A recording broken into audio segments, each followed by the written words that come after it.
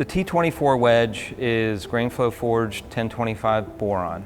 The reason why it's grain flow forged and why that's so critically important is, particularly if you're playing forged irons, is to have that continuity of feel from your iron set to your wedges. Because this is grain flow forged, you're going to have that feel.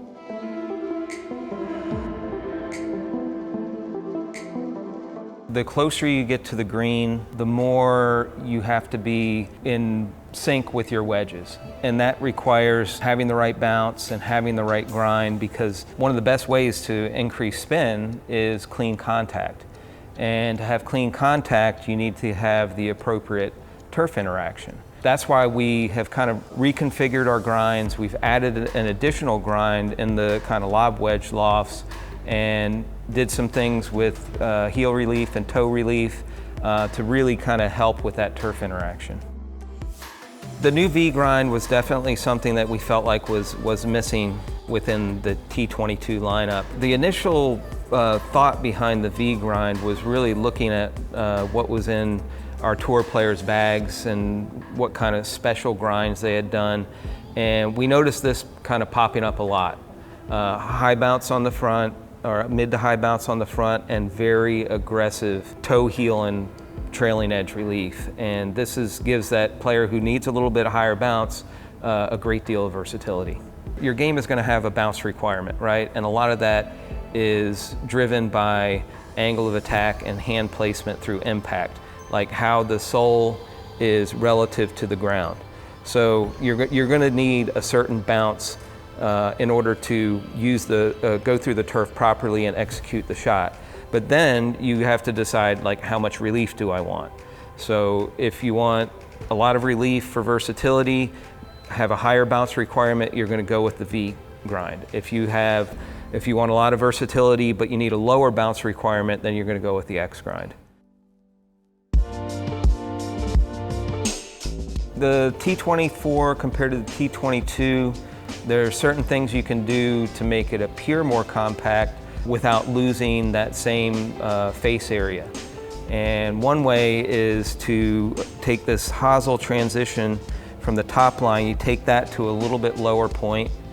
And another way that you can make the top line look a little bit shorter is to take a little bit of meat off this top toe there. So by doing that, you're not only kind of accentuating that teardrop shape, you're also making it appear a little bit more compact. Throughout the entire family of wedges, we increased the heel relief a lot. And how we did that was we took this grind and we wrapped it around the heel area more aggressively, and we wrapped it around the toe more aggressively on certain grinds. They all have the more aggressive heel. When you look at the grinds throughout the family, they kind of increase in aggressiveness as you go from the S grind, which is a straight bevel with heel relief, to the D grind, which has toe and heel relief with a little bit wider bevel on the trailing edge. And then you go to the C grind, which that's when you start to see like a little bit more aggressive relief. And then the new V grind. The V grind, which I'm holding in my hand here, is an interesting combination of very aggressive relief, but it has kind of medium to high bounce on it, so that those are kind of working together to kind of create a extremely versatile wedge with a little bit higher effective bounce. And then finally the X grind, which is our most aggressive grind, but it also has low bounce. So that low bounce plus the aggressive grind makes that probably the most versatile wedge in terms of executing specialty shots around the green. Going all the way back to 2010, the groove rule change, we've always done kind of a loft-specific groove. On the stronger lofts, we have a narrower and deeper groove, which is more suited towards a full swing. On the higher lofts, we actually have a wider and shallower groove, which lends itself more to partial swings. Like as you get closer to the green, being able to get good bite on the ball, a wider and shallower groove is actually more effective.